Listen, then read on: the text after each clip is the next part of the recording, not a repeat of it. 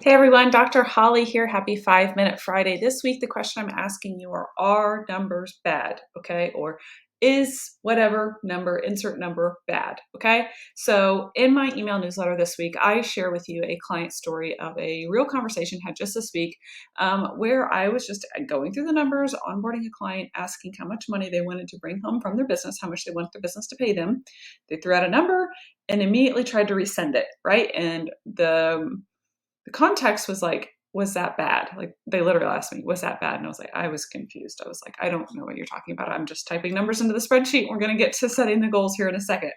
And they were like, well, no, that number sounds bad. And I'm like, hey, listen, I'm here as a neutral party. I'm here as your coach to try to help you get your finances in order and get you to where you need to be.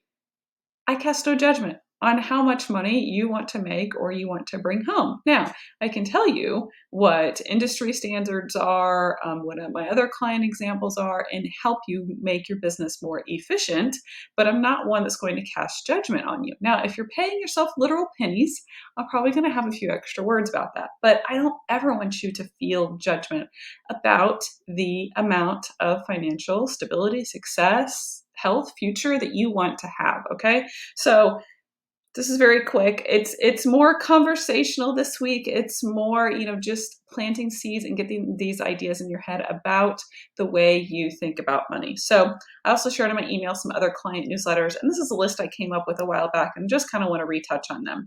These are some client examples of how we can sort of make money a big mess. Which then leads us to not want to look at it, which then leads us to just have more issues with it. And it's just this vicious cycle, right? So these are the kinds of things that I have seen in working with clients. Okay. Keeping meticulous spreadsheets. I've been there. Okay. I've done it. I may still sometimes find myself doing it.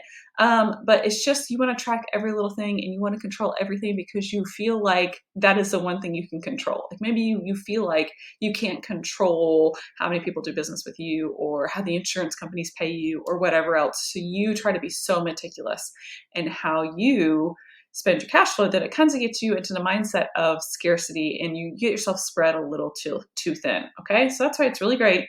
Have an objective viewpoint, have someone else on your team who is a professional looking at these numbers and can help you steer you in the right direction. Leading right into that next one is using the wrong app.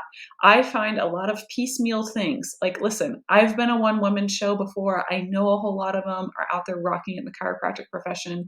Absolutely.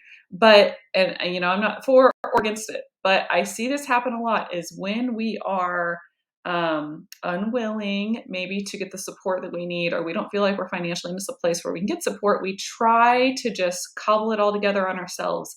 And maybe we're not looking at the best solutions. Okay. So I've seen this before in many different scenarios where we're, again, spreading ourselves too thin and we're not being smarter, right? We're working harder, not smarter. Okay. Turning a blind eye, believing it's too hard. These are all sorts of things we kind of tell ourselves, like money's too hard, or I don't want to be seen as that person that's just after profit. I put my patients first, those sorts of things. Or you've hired somebody else to do that and you're like, well, I'm completely disconnected. They just deal with all that. And I'm just here, like, this is just my job. Well, no, if it's your business, then we need to be intentional about it.